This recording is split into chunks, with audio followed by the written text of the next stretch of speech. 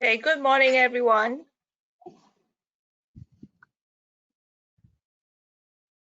Welcome to this webinar. Hi, morning, everyone. Morning. Good morning. Good morning.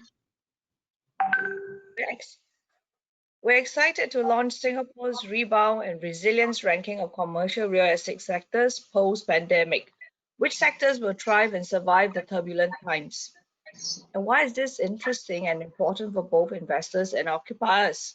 So for the investors, it gives us insights into sector-specific performance and their rebound potential. And how does this impact their investment strategies? For occupiers, across the sectors, there are new working styles and new strategies bringing immense change, and these changes will significantly impact investor decisions. Now, I'm going to introduce my guest panel with me today, and you will see I have here with me Frank Ng. Frank is the Executive Director of Transactions Southeast Asia at PGIM Real Estate. And Harjano Sutanto. Harjano is the Regional Head of Project Management and Real Estate at Alcon. And Philip Dunn. Phil is the APAC Director for Workplace at Netflix. And joining them are Colliers expert, Jerome Wright, Senior Director with our Capital Markets team. Rick Thomas. Rick is the Executive Director and Head of Occupier Services. Now, before we begin our panel discussion, I'm going to share one fun fact of our guest panelists. And of course, with Phil here with us today, their favorite Netflix show. Now, Phil was once a jockey in his past life, and his current Netflix go-to is Money Heist. Now, what about Frank? Frank, he's an avid post-apocalyptic zombie movie fan, and he's currently binging The Walking Dead, which is patiently waiting to air on Netflix. All right, Phil, you got the message? Now, Harjano is quite unique in that, he is Indonesian Chinese, and he's a Chinese born and raised in Indonesia. And Netflix show for him is The Last Dance, Michael Jordan. Now we'll take live question at the end. So you can submit them through the chat function throughout this session. And I'm going to kick off this panel discussion with a poll. Which sector do you think will sink?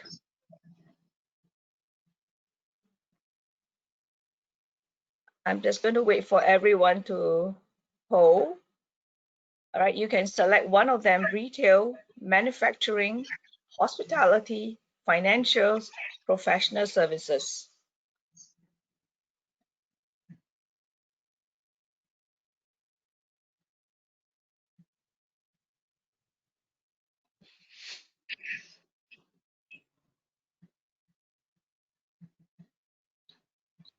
All right. What is the answer? We have 200 participants in this webinar, and I'm still waiting for everyone to poll.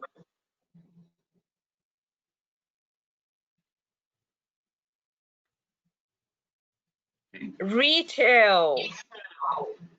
So retail and hospitality are the sectors that everyone here thinks most likely to sink.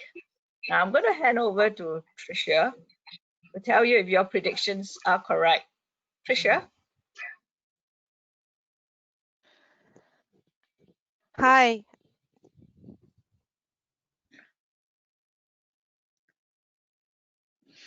I'm waiting for my video to come up.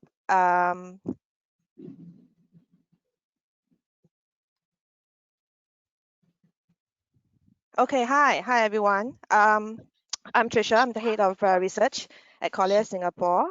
So Colliers Research is proud to present a proprietary resilience and rebound index of the core sectors in Singapore. As the name suggests, we want to know which sectors actually perform the best under the various stress conditions and how well they recover from them. From this chart, you can actually see that we look at the three crises, AFC, Asia Financial Crisis, SARS, and the GFC, the Global Financial Crisis periods.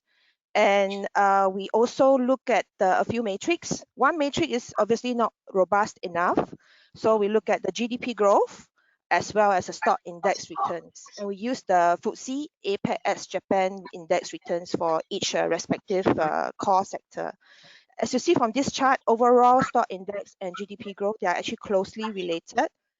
Those stock prices tend to lead the economy by up to a year. And we compare the GDP, sector GDP, as well as the sector index, and measure how much they each actually goes up, goes down, and then up during the crisis and after the crisis, and we rank them. So obviously, you might say that historical performance does not reflect the future. So for our third metric, we also look at the collective wisdom of the analysts, compare 3-year consensus earnings forecasts of the various sectors. From here, you can see that technology is the top in terms of the earnings forecast, followed by the manufacturing sector, and then the hospitality sector.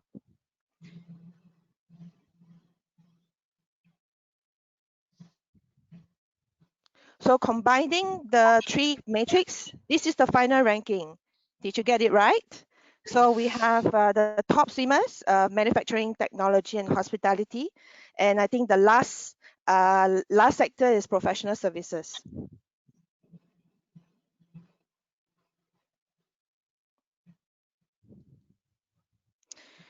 Let us look at the top 3 swimmers. The top is manufacturing.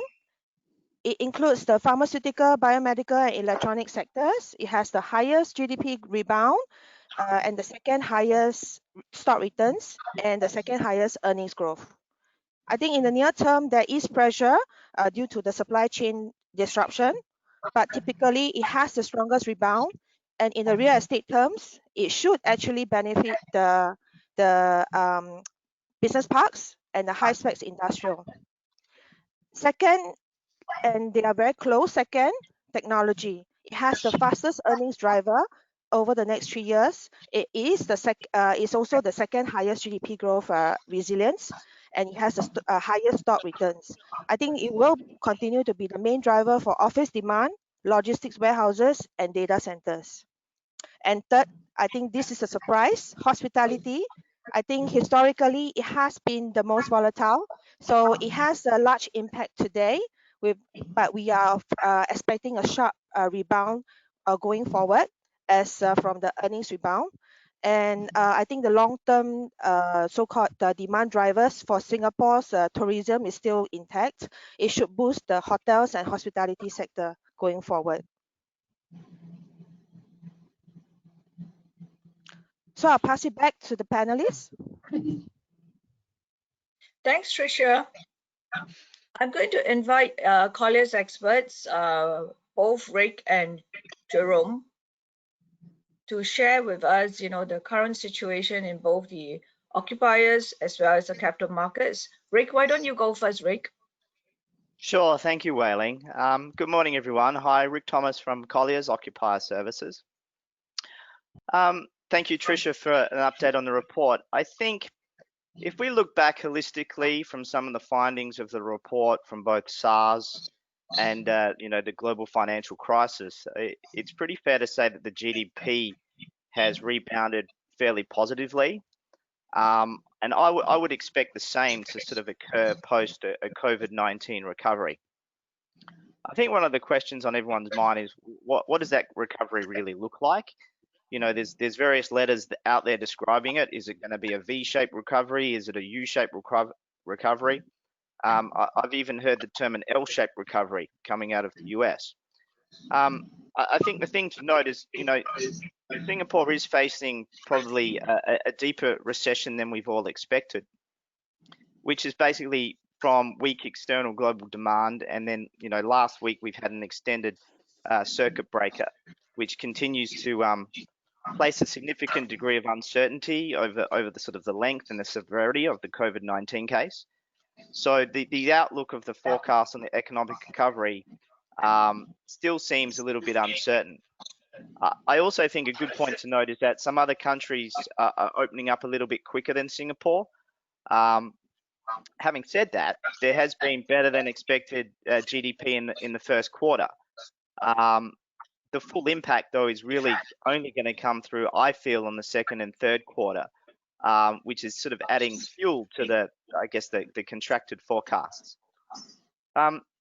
If you look at the report and go through it, there are sprouts of positivity. Manufacturing has had a significant expansion of about 6% year on year, particularly in the biomedical manufacturing side and the production of pharmaceuticals, which I think Harjono, who's on the panel, can maybe touch on a bit further later on. In relation to the technology sector, which we refer to as the TMT, Technology, Media and Telecoms, that is viewed as being pockets of resilience within the Singapore economy. So how does this all kind of relate to occupiers? I think in the short term, as of now, the outlook looks a little bit weak, but it's going to significantly improve, I feel. We all know that Singapore is seen as a safe haven for occupiers, and it's also a major regional hub to do business. It's seen as a very easy place to do business. So I think occupiers will strongly evaluate their real estate strategy and their business strategy, and I believe they'll put a stronger focus on Singapore. Adding to the geopolitical tensions that are rising in Hong Kong, I think Singapore is very well placed to be very attractive. If you look at the office fundamentals of the office market sector, they're still very strong. We are still in a low vacancy environment, and we have limited new supply, which is still on stream to come on in 21 and 2022. And I believe this will sort of hold up capital values. Over to you, Jerome. No, Rick, thank you very much for that. And yeah, look, much of what Rick has mentioned is absolutely kind of seen through, and we see that through the capital investment and the investors who are looking here in Singapore. Look, Singapore has and is, got very strong fundamentals, and it's very attracted to the large international institutional capital. Many of our institutional investor clients are saying, we are looking for good quality, core plus type commercial office space. It's that good quality grade A space which is going to provide the occupiers with the necessary space that they need for their business now and also in the future. And obviously we see trends coming through with regards to the health and safety of workforces, whether it's densification or reducing the densification of the office space and or how they use the space both from a CBD perspective and maybe from even a hub and spoke type model as well. And I'll touch on that a bit later on. I mean, when we look through, and if you look at what happened during SARS, and you saw it was the resilience in the manufacturing sector that's really held it up. Financial was hit hardest, yes, but in actual fact, they were one of the first sectors to rebound post the SARS. And then if you look maybe back to the GFC, and it was the financial sector that obviously got hit hardest. That came back slightly slower, obviously due to regulations that came in post GFC. But what we saw then was the tech companies starting to come into Singapore and take up a far greater occupation of the grade A or good quality CBD office space over the last 6, 7, 8 years. This time round, the report obviously saying manufacturing is the head and number one, but TMT, as Rick highlighted, has come to the fore, and it is those kind of occupiers that I think are going to really fundamentally strengthen the kind of the overall market, both from a demand perspective over the next couple of years. And obviously logistics, I'm sure Frank will touch on that a bit later on, and the online retail elements from the logistics sector across Singapore. I think finally, I think the most important thing, I think, is the advance in technology has basically allowed us to be more flexible in the way we use our office space. And with that, the investors recognize the importance that, not all occupiers are going to be needing a good, a large grade A office space. They may be having a two hub and spoke type office structure. And so, as such, the lack of opportunity in the CBD, we see a greater demand and a potential growth across that fringe CBD business space, office, business park type of opportunities. And obviously the challenges that we have now, we anticipate going into the into the latter part of the year and early next year, the transactions to start to come back again. Thanks, Jerome. Rick, thanks. Now let me turn to my guest panel to ask them what is their takeaway from the report. Harjono, would you like to start? Yeah, I'm Harjono from Alcon. Yeah, thank you, Willing. So basically, in manufacturing perspective, especially for Alcon business perspective, we have been seeing a great growth as well for Q1. We have a sales up of 4% if you compare year to year in Q1. We get some pressure in Q2, I suppose everybody know, due to the COVID-19 lockdown across, but we are actually projecting to be well in the position to rebound back higher and being resilient as well. I think we are anticipating towards the end of the years, it will be picking up pretty fast as well for manufacturing. And you guys know as well, in Singapore, manufacturing has been fundamentally very strong. If you look at the historical data, and during this circuit breaker period as well for manufacturing sector, we are actually meeting operation.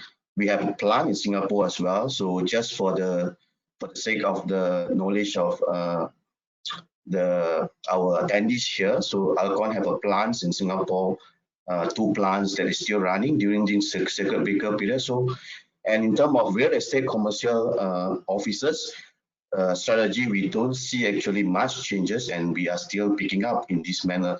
So yeah, that's about it. I think has been quite consistent to the report that is presented by Tricia, and I think manufacturing has been fundamentally well in terms of rebounding. Over to you, Willie.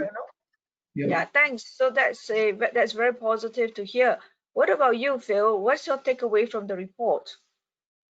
My initial takeaway is it's quite positive in relation to the Singapore and also the market in general.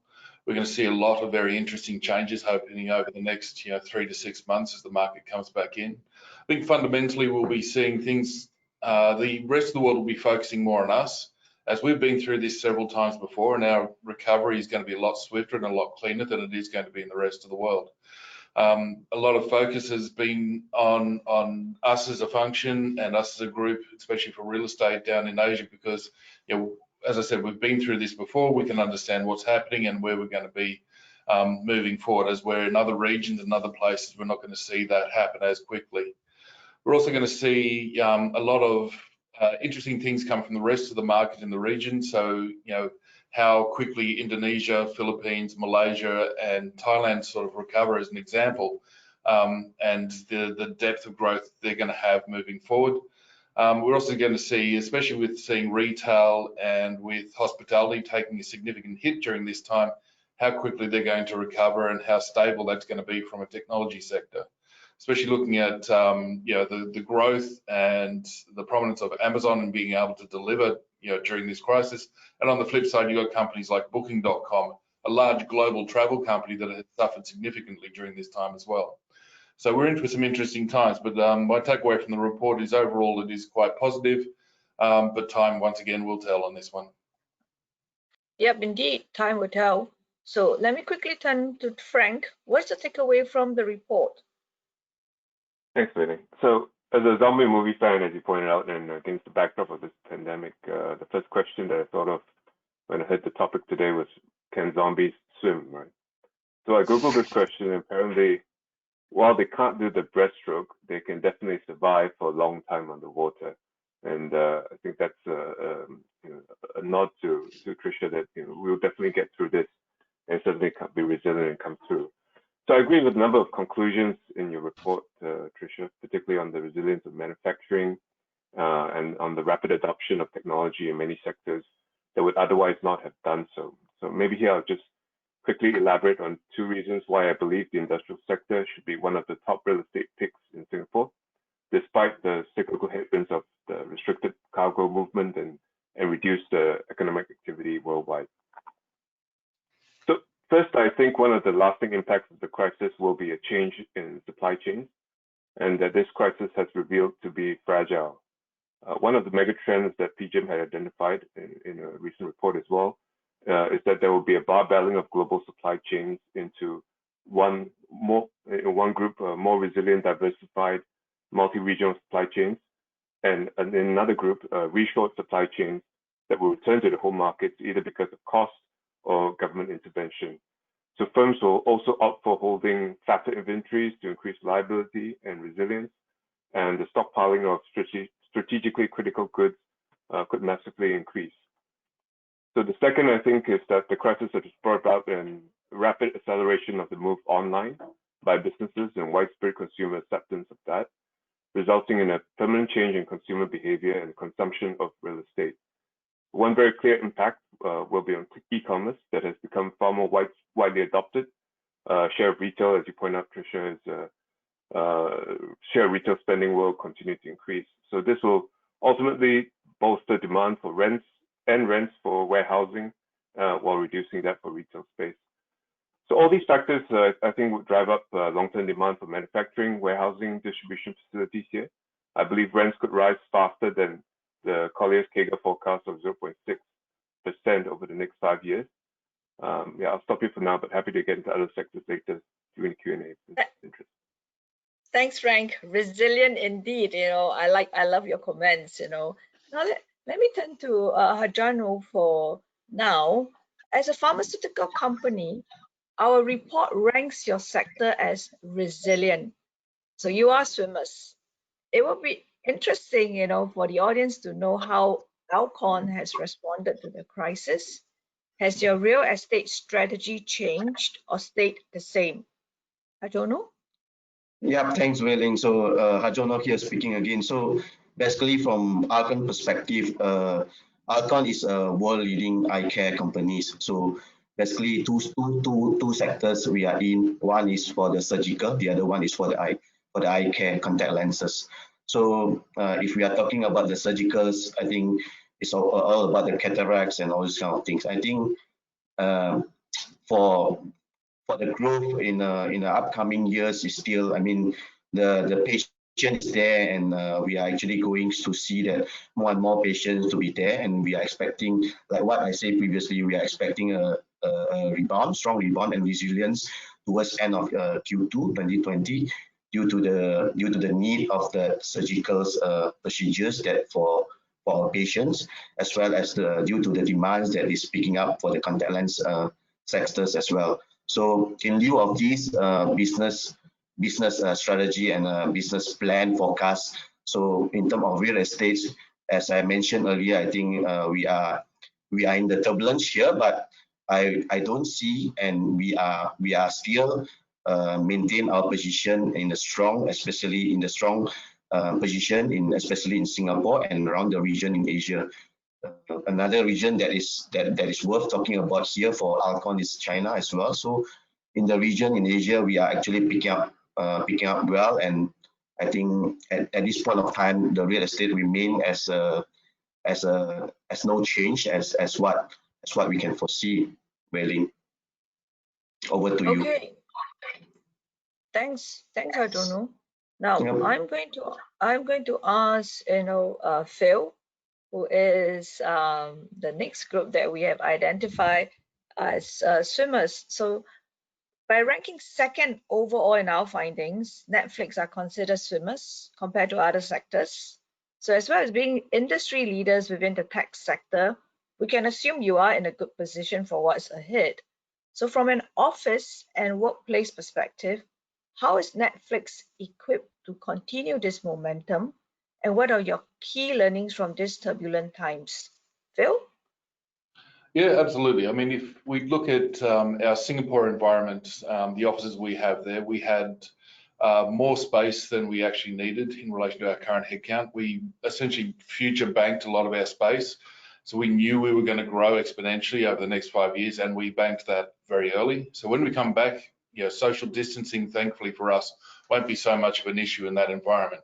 On the flip side, our Tokyo and India offices, as we build their new environments and essentially have that available space between now and then, we're going to be struggling with social distancing like everybody else and leveraging service office spaces in a very short term and a very powerful way.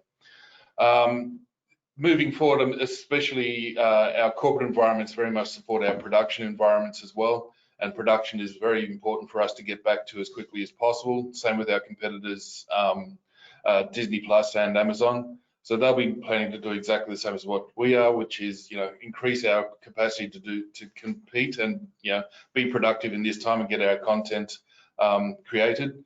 Our office environments are very much second to our production. So, our offices, everybody's equipped. They all can work and have been successfully working from home for the past, in some instances, up to 10 weeks.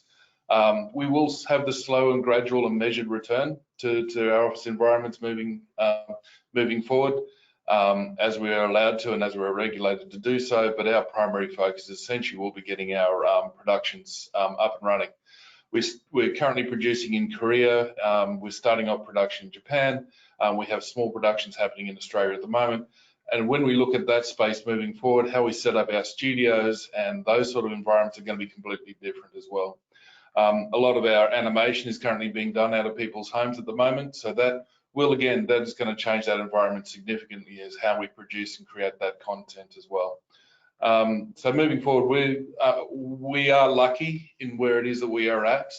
We're not struggling and we're not suffering in any of our environments. But we can see that other technology companies, especially the small to mediums, very much struggling in relation to their exposure to the markets, especially those that are very volatile. So we're doing as much as we can to, essentially support a lot of our providers that are supporting us to ensure that they're going to be there at this recovery as well. Thanks, Phil. That's a lot of agility that I'm hearing from you. Now, I'm going to ask, Frank, when there is a global downturn, there are always opportunities that are created. So as an investor, what are the next key focus areas for PGIM in Singapore? And how will you focus your efforts based on sector resilience? Sure. So we are very fortunate, PGIM is very fortunate at this time to have raised substantial amounts of capital across all mandates to be deployed in Asia just prior to the crisis. So we look to be very active this year. We had a first close last year for a value-added fund, AVP4. That fund has had an excellent track record in Singapore, having developed Next and Jurong Point in previous fund series. We raised a Core Plus fund, AVF2, second fund in series toward the end of last year, and we have our core product, Asia Core, that recently purchased a logistics deal here in Singapore, with completion having taken place largely remotely during the circuit breaker period. So despite my view that the market will be resilient and bounce back eventually, at the same time, I think we will emerge with a lot more debt than previously, because central banks have been so generously extending liquidity into the market at very low cost. So I think there will be sale and leaseback opportunities. Harjono, if you want to sell your property to us, let us know. There will be sale and leaseback opportunities in the industrial space as companies look to go asset light and to pare down debt and look for over leveraged asset owners that could be pressured to sell it, if not cheaply, at least with more realistic expectations, taking into account this lower growth environment.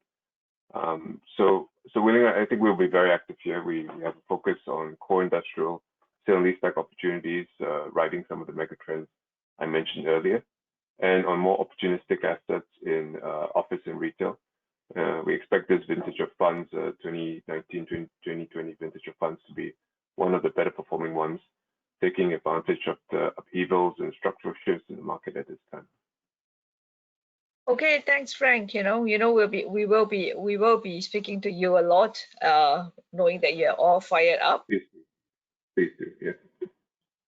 Okay, now I'm going to do a rapid fire question to all my panelists, and so I'm going to ask Jerome, what do you wish you know before COVID-19? I think the fact that Capital's global and everybody is working at looking at opportunities globally. We've had a number of international clients that aren't able to come to Singapore to do their inspections, to do their valuations, to see the opportunities.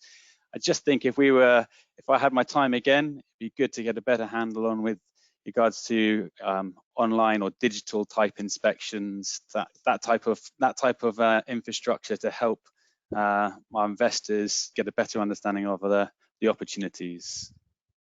So if I had my time again, that's probably what I'd focus on. Okay, so that's one on technology, I guess. So what about you, Hadrono? What would what do you wish you know before COVID-19?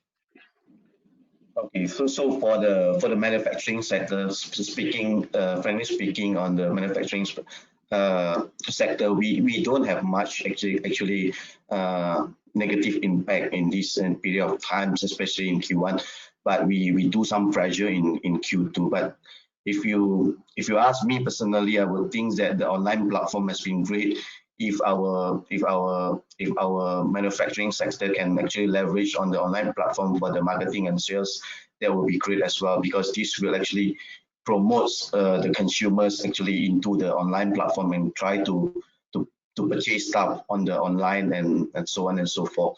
So I think that is something that most of the company, especially on the big MNC in Singapore, can try to look into how to reach customer as soon as possible without actually going to a retail third party in order to reach the consumer. So it will be great that online platform will be there for customer just to access, for example, products of your company, not limited to Alcon. We can have a lot of things in the manufacturing, especially now in this market whereby the grocery stores, Redmart and NTUC as well, trying to ramp up the online platform towards this period. I guess if you ask me, the online platform, if I wish to know this COVID-19, I think the online platform will be great to help to actually speed up and the recovery and the rebound as well. Really, over to you. Okay, thanks, Hadrono. So looks like a lot of emphasis on technology and online, from videos, to online, a lot of virtual. And what about you, Frank? What do you wish you knew before COVID-19? I wish I knew how difficult homeschooling was. but seriously, the thing I learned most was really trying to complete a deal during a circuit breaker period where nobody could meet and nobody could discuss. And as you know, real estate transactions are very people intensive and time intensive and hard copy document intensive processes. So I wish we could all collectively, and I don't think it's something that only one buyer or one seller can manage, but if we could all collectively agree to digitize this process a lot better, then it would be far less painful to ease the frictions in transactions. But yeah, it certainly was a challenge and eye opener to try to complete a transaction without physically meeting. Yeah, indeed, I agree with you, Frank. A lot of things have to go on the e-platform. From your e-signing to your e-billing. Everything has to go on that platform. Under this current environment. Now, Phil, what do you wish you knew before COVID-19? I wish I hadn't downloaded the TikTok app for starters. That's become a small addiction I can't seem to get away from. The other thing is, especially knowing now that no disaster recovery plan could have foreseen what it is we're looking at right now. No matter how much testing we would have done, nothing would have foreseen the fact that the social distancing would have stretched as far as it has done. And look, also to Harjino's point on online platforms and so on, we've seen a lot of companies push a lot of last minute things to essentially be able to pivot. I've seen a lot of mistakes made in that sort of space. At the same time, I've seen a lot of wins. Once again, I think probably there's going to be quite a few lessons learned that come out of this, and technology is going to be a large piece of it. I think also as a society, we're all going to kind of change and pivot. We're all going to look at our personal space in a different way now. I've been, I and a lot of other people have been, kind of restricted to the environment that we have. And I think moving forward, people will look at their space and where they live, and if this ever happens again, how, what would they change, and how that change is going to happen. Yeah, I agree with you, Phil. I think there will be a lot of reconsideration on personal space, and as well as office space.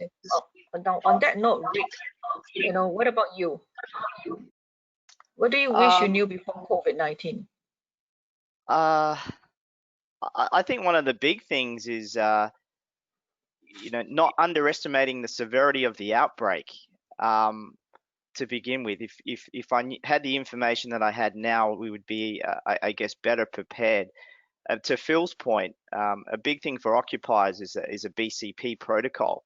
A lot of organisations had a fairly loose business continuity program, I would say, and the COVID-19 pandemic has really accelerated a more robust framework as remote working or working from home is now just part of the fabric or the DNA within organizations. Before it was very, very, I'd say, company by company, but now it's going to accelerate.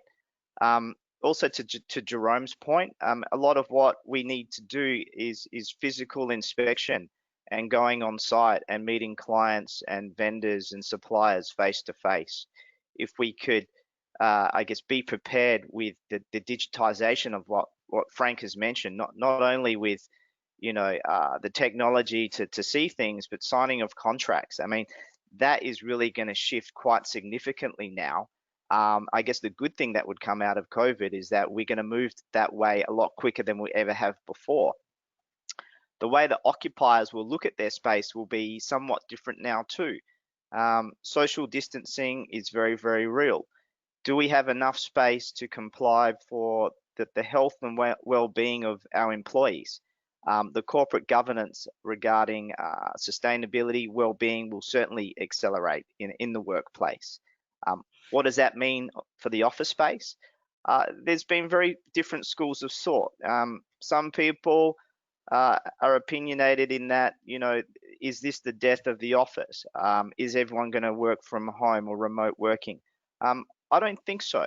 I do believe that people wish to come to the office to socialize and enjoy their work and enjoy each other's company. I feel that the head office will actually become more poignant. I think it will become a pillar of a culture's brand, of the company's brand, its corporate culture, a statement of what its organization represents and its values. So I actually think it will become quite a premium place to be.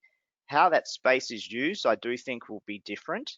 I think there'll be a lot more focus on technology, obviously, the adoption of technology, wellness measures, certified well fit outs, sustainable buildings, green mark buildings. And, I also think diversification of supply chain. Frank touched on it earlier. I'm very surprised that manufacturing was still number one, because I would have thought the supply chain would have been affected a bit more deeply. I think organizations will certainly diversify their supply chain so that if this comes back again, the adoption or the ability to continue business, the lag may not be so great. So just some of my thoughts. Thanks, Rick. Hearing my panelists, and I just feel that, actually people are a lot more agile than we initially thought they were. When we first got into COVID, I think a lot of us thought that, how are we going to go ahead with inspections, get our deals done, how are we going to reach out to our customers.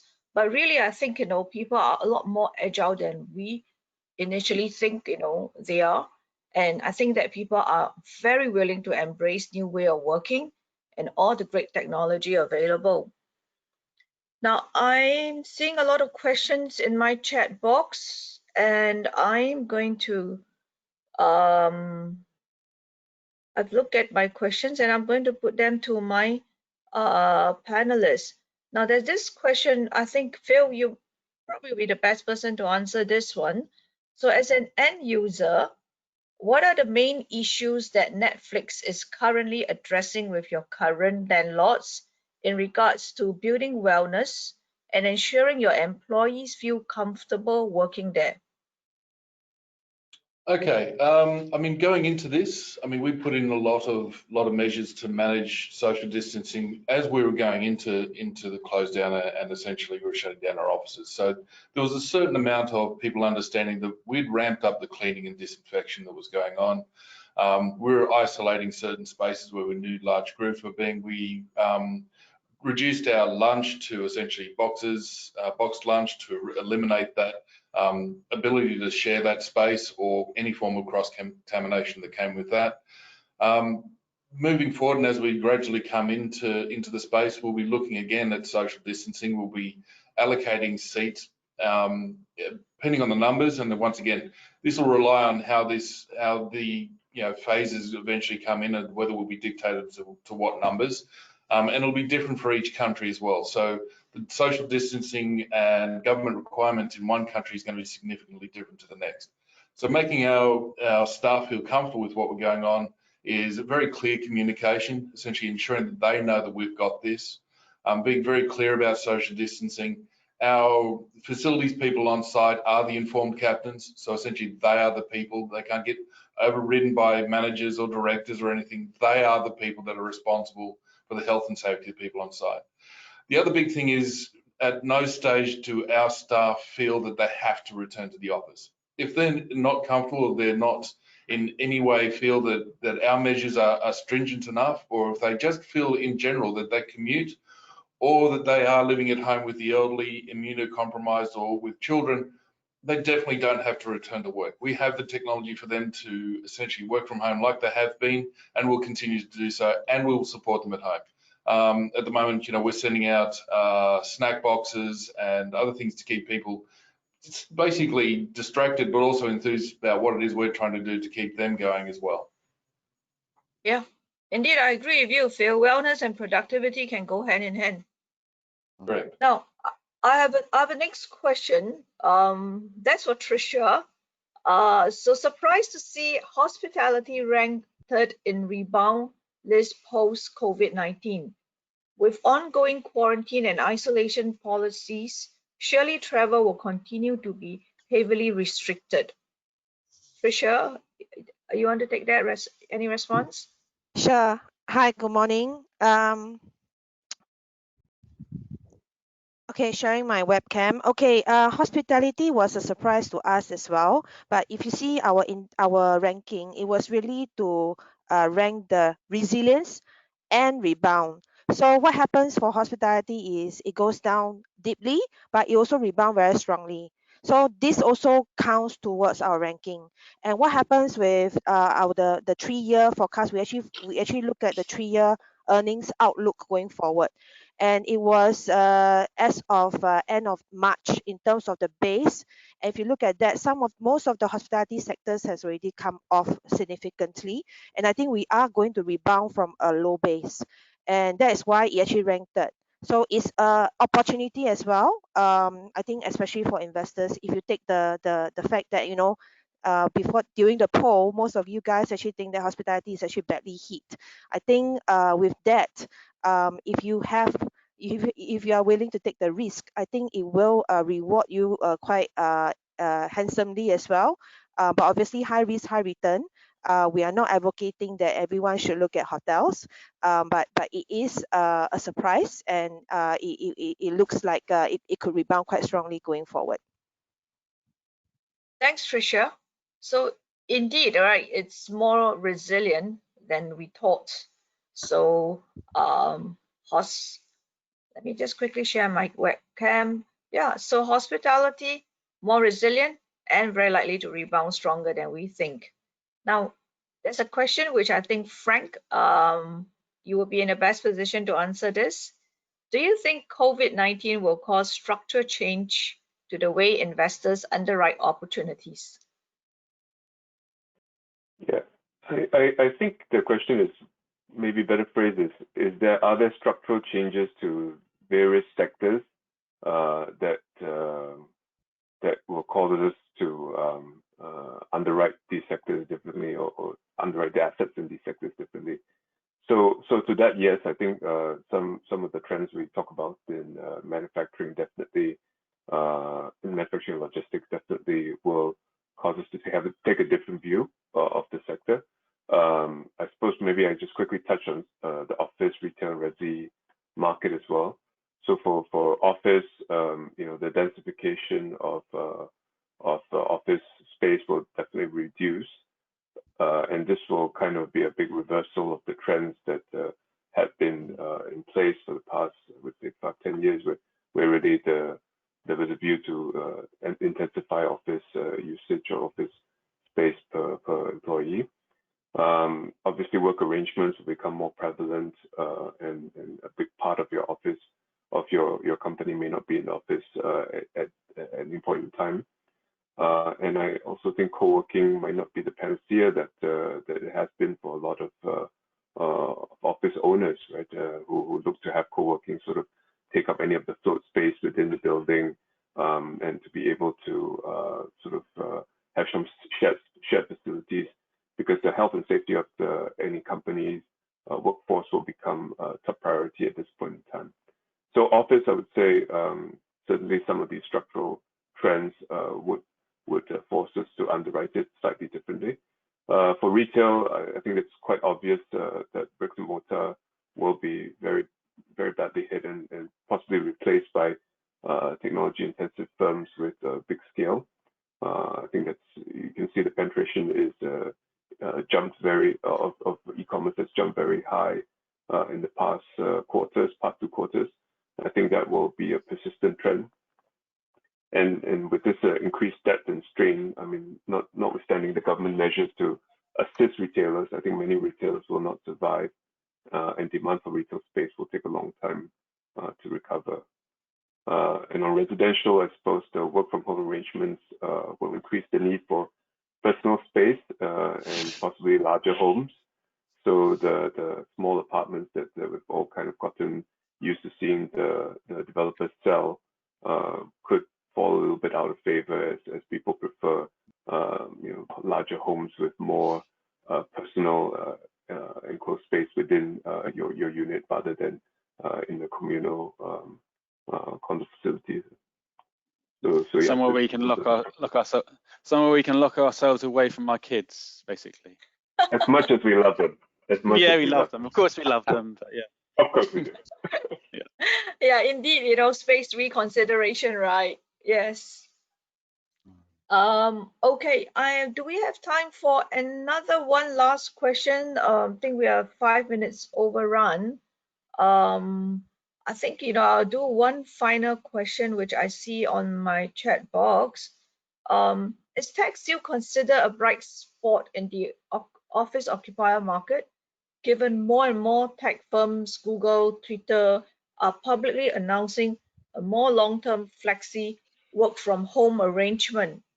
Further, would tech occupiers take less recreation space in office going forward? Now, I'm just going to throw this, very quickly open, maybe to Rick, Harjono, Phil. What are your take from an occupier standpoint? Is tech still considered a bright spot in the office occupier market? Given that a lot of people are having that work from home option. Sure. I mean, fantastic question. As it relates to the technology sector in Singapore, there is still significant growth and expansion that is going to occur. A lot of take up is aggressive from the technology sector. When I mean technology, media and telecoms, that will still grow. I do realize that we've had announcements in the news from Google and Twitter, and also Mark Zuckerberg from Facebook, I guess, talking about a move to work from home or work remotely. But I want to temper those statements. Those statements are going to be over a period of years. It's not going to be immediate. I think the key thing for occupiers is a lot of the strategies that are already available are just going to be looked at together as a package rather than individually one by one. And what I mean by that is will you have a headquarters? Yes. Do you want to have a BCP site which is decentralized in a fringe location? Do you want to use a flex and core strategy or a co-working operator in your building? Do you want to have a backup BCP hub and spoke model? All of these strategies, I believe, all exist. They're not new, but they're all going to be integrated a lot more strongly and firmly within a corporate real estate business model and or a real estate strategy plan. Okay, thanks, Rick. Harjono, would you like to add to that? Yeah, I mean, in terms of technology-wise, I'll try to mimic what Rick or echoing Rick. What Rick trying to say is that, yeah, probably in the source, we could feel the excitement of work from home and so on and so forth. But I don't think there's a permanent solution for 100% work from home. Understand that for some of the companies, for example, like Alcon, we already have an initiative of a work from home perspective in some other region as well, but in certain percentage, not 100%, but that having said that, it will give a kind of a pressure accelerate to that work from home strategy. But I would see that, like what Rick trying to articulate, is that we still need a headquarters, we still need an office space for our brandings, for the companies like Alcon, like some other company as well in Singapore as well. So I guess the pressure will be here for some times, but it will eventually release and it will be rebounding fast. Yeah. So of course, in terms of real estate, we can expect some kind of a re-strategizing from a corporate level in terms of how we want to use the space and so on and so forth. But to go for 100% work from home and try to wrap it up and with no office space, I don't see that is actually likely to happen anyway. Yeah. Wei-Ling, over to you. Let me ask Phil, as a technology firm, 100% work from home. What are your thoughts? No, You want to watch my Netflix, yeah? No, it's definitely. I mean, if you look at Google, at Twitter, at Uber, a lot of the large companies, we've all been working and living with video conferencing technology for a very long time. You know, we've I wouldn't say mastered it, because it's still, you know, it's still for a lot of people a very hard way to communicate as well. The actual office environment itself is going to be seen more as a sense of community than anything else. You know, you can't develop a relationships just over a video. There is that physical element of actually spending time you know, working with people and essentially understanding how it is they work. And also if we look at all of the people that are coming up in our industry, regardless of the industry you're in, as a junior, as a early manager, as a leader, your growth also relies on you spending time, physical time, with people in these rooms and in these spaces, learning and understanding how the business actually changes, how it reacts, and you take a lot of those pointers from the people around you. If those people aren't around you and you can't have those casual conversations, there's a lot of education that's going to be lost in our future managers and leaders if they don't have those environments for them to come together and integrate and share, you know, not only share moments, but share understandings and ideas that'll kind of keep that office environment going. Are we going to reduce the amount of space in relation to breakout areas and so on? I don't think so. With social distancing, I think we'll find a lot of people are going to be stepping out into those environments and taking a moment to sit on that really expensive lounge that nobody used once before. I think we'll find people sitting on it from here on out. Indeed. You know, now I've got to quickly wrap this. You know, we've quite been a great conversation with everyone. Albeit remote, you know, virtual and remote. Not the most ideal, but I guess, as I say, we are all very agile. We adjust, you know, to our circumstances. But as human, we still need to socialize. We are still a community, and we still need to meet, you know, in person, right? Whether for career, for personal growth, you know, for as a community. So in this COVID situation, I'm glad that we are able to present this over this webinar. It's not perhaps the most perfect environment, but it's as perfect as, you know, things can be. So I like to say thank you to all our audience, and thank all my panelists here, and wish everyone a great day. Bye, everyone. Thank you, everyone. Bye. Bye-bye.